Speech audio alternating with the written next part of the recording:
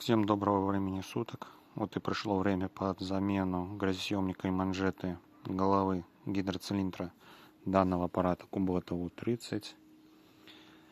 Вот заказал манжету по размерам 40-60-12. Сам грязосъемник 40-52-6/9. Потек он у меня. Вот старые. Повыдирал.